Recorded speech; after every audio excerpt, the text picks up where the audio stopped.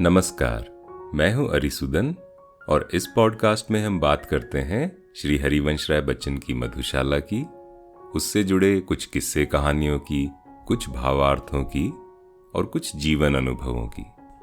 पिछले अंक में हमने एक किस्सा सुनाया था श्री हरिवंश राय बच्चन जी के पिताजी का कि वो कैसे एक बार हिंदू मुस्लिम दंगा रोकने के लिए स्वयं ही लाठी उठाकर खड़े हो गए थे और लोगों को समझाने में सफल भी रहे थे।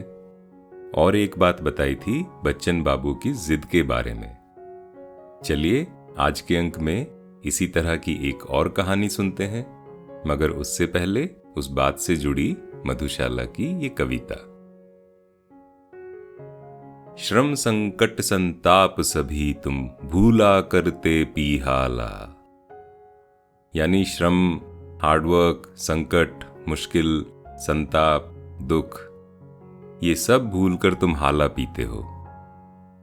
श्रम संकट संताप सभी तुम भूला करते पीहाला, सबक बड़ा तुम सीख चुके यदि सीखा रहना मतवाला।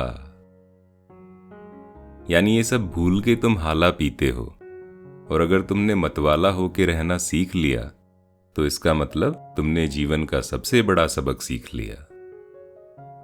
श्रम संकट संताप सभी तुम भूला करते पीहाला, सबक बड़ा तुम सीख चुके यदि सीखा रहना मतवाला। व्यर्थ बने जाते हो हिरजन तुम तो मधुजन ही अच्छे। यानी ऐसे ही तुम धर्मों में पढ़ते हो, कोई भगवान का इंसान है, कोई किसी निचली जाति का इंसान है, तुम खामखा इन सब बंटवारों में अपना समय बर्बाद कर रहे हो। उससे अच्छा तो तुम मधुजन बन जाओ, यानी वो जो मधुशाला में रहते हैं, यानी वो जिन्होंने खुश रहना सीख लिया है। व्यर्थ बने जाते हो हिरजन तुम तो मधुजन ही अच्छे, ठुकराते हिर मंदिर वाले पलक बिछाती मधुशाला। यानी ऐसा होता है कि जो लोग धर्म के नाम पर बंट जाते हैं उनको तो मंदिर मस्जिद वाले ठुकरा देते हैं कि आप किसी और जाति के हो, आप किसी और धर्म के हो, आदि आदि। किंतु मधुशाला जो है वो सबका स्वागत एक ही तरह से करती है।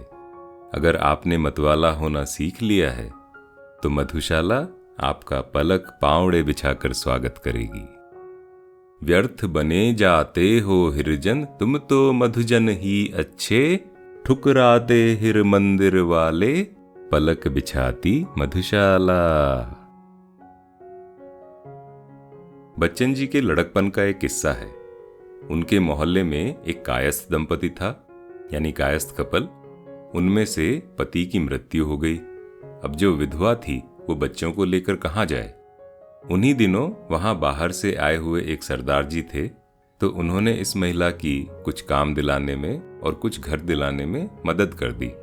अब हुआ ये कि कुछ समय के बाद वो सरदार जी भी चल बसे, लेकिन ये जो महिला के साथ उनका रिश्ता बन गया था उसको समाज ने बुरी नजर से देखना शुरू कर दिया और उसको स्वीकार करने से ही मना कर दिया। यहां तक कि इस महिला का और उसके बच्चों का सामाजिक बहिष्कार हो गया। रोटी बेटी का व्यवहार पूरी तरह से बंद। अब कुछ समय बाद उसी परिवार की एक सयानी लड़की का विवाह एक कायस्थ परिवार में तय हुआ, किंतु लड़के वालों ने शर्त रख दी कि कुछ एक अच्छे कायस्थ घरों के लोग अगर उनके यहाँ खाने पर आ जाएं, तभी वो ये शादी स्वीकार करेंगे। मतलब ये था कि अगर अच्छे कायस्थ घरों के लोग, जो थोड़े बड़े घर हैं, जो जाने माने घर हैं, उनमें से यदि कोई इस शादी में शामिल हो जाए तो इसको सामाजिक स्वीकृति मिल जाएगी।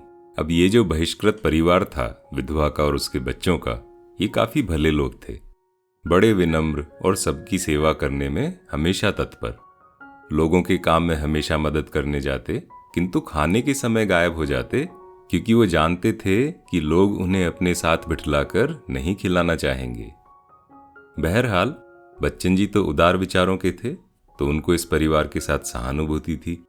तो उन्होंने तय किया कि क्योंकि वो एक अच्छे कायस्थ घर से आते हैं, तो अपने कुछ चचेरे भाई और दोस्तों के साथ उस परिवार में खाने के लिए तैयार हो गए, ताकि उस विवाह को सामाजिक स्वीकृति मिल जाए। अब उन लोगों ने बच्चन जी को बड़ी आवभगत के साथ खिलाया और इतना प्रसन्न थे कि उनकी आंखों में उपकार के आंसू आ गए। दुत्कारा मस्जिद ने मुझको कहकर है पीने वाला, ठुकराया ठाकुर द्वारे ने देख हथेली पर प्याला। दुत्कारा मस्जिद ने मुझको कहकर है पीने वाला, ठुकराया ठाकुर द्वारे ने देख हथेली पर प्याला। कहाँ ठिकाना मिलता जग में भला अभागे काफिर को, कहाँ ठिकाना मिलता जग में भला अभागे काफिर को, शरण स्थल बनकर न मुझे यदि अपना लेती मधुशाला। कहाँ ठिकाना मिलता जग में भला अभागे काफिर को, शरण स्थल बनकर न मुझे यदि अपना लेती मधुशाला। अब इस बात से बच्चन जी के चाचा लोग और जो कुछ रिश्तेदार थे दकियानूसी विचारों वाले, वो जल भुन गए और उन्होंने एक तरह से बच्चन जी के परिवार का ही बहिष्कार करना शुरू कर दिया।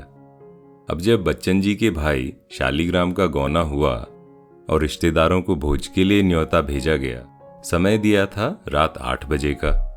8 बज गए, 9 बज गए, 10 बज गए, रात 11-12 बजे तक कोई नहीं पहुंचा। बच्चन जी कहते हैं कि तब किसी से पता लगा कि रिश्तेदार इसलिए नहीं आए क्योंकि हमने एक बहिष्कृत परिवार में भोजन कर लिया था। इतना ही नहीं, दूसरे लोगों को भी चेतावनी दी गई थी कि इस घटना के बाद जो बच्चन परिवार के यहाँ भोज पर जाएगा उसका भी जाति और समाज से बहिष्कार कर दिया जाएगा। और शायद इसी डर से शालीग्राम के गौने पर कोई नहीं आया। पिताजी बड़े दुखी हुए क्योंकि अभी घर की एक बेटी ब्याही जानी थी। अगर परिवार ऐसे बहिष्कृत रहा तो कौन शादी करेगा। तब हरिवंश राय बाबू ने पिताजी को समझाया कि क्या हुआ अगर बिरादरी ने हमें छोड़ दिया। अब हम मानव परिवार के सदस्य बन चुके हैं।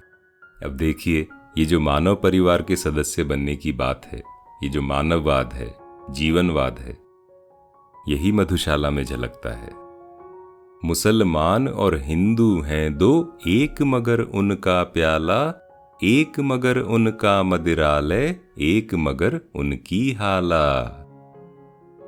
दोनों रहते एक न जब तक मस्जिद मंदिर में जाते। यानी जब तक मंदिर मस्जिद में जाते हैं तो दोनों बटे रहते हैं, एक नहीं होते। या फिर इस तरह से कहें कि जब तक लोग मस्जिद मंदिर में जाना शुरू नहीं करते तब तक वो एक रहते हैं। जैसे ही एक मंदिर का रास्ता ले लेता है, एक मस्जिद का रास्ता ले लेता है, तब वो दो हो जाते हैं।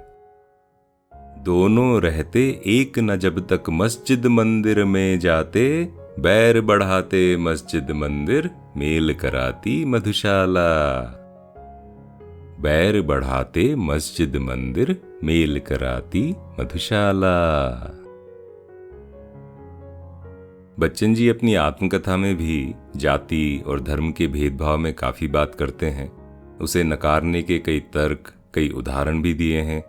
और ये सब धर्मों की जो कॉन्वर्जेंस होती है, जब सब लोग मिल जाते हैं एक मानव की तरह, तब कहाँ कोई कायस्थ, क्षत्रिय, ब्राह्मण, मुसलमान, क्रिश्चियन ये सब रह जाता है।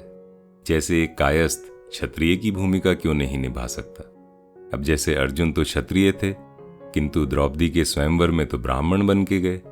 अब जैसे बच्चन जी का परिवार तो कायस्थ था, व्यापार करते, फिर भी उनके परबाबा स्वयं एक नायब सूबेदार थे, घुड़सवारी करते थे और तलवार चलाने में उस्ताद थे, लड़ाइयों पर जाते थे।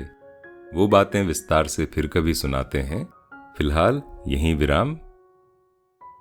अगले अंक में सुनाएंगे एक बहुत ही रोचक किस्सा। काफी लोगों ने रामवृक्ष बेनीपुरी जी का नाम तो सुना ही होगा, हिंदी साहित्य में बड़ा नाम है। तो अगले अंक में बताएंगे उन्होंने मधुशाला के बारे में क्या लिखा, बच्चन बाबू को क्या धमकी दी और फिर क्या हुआ।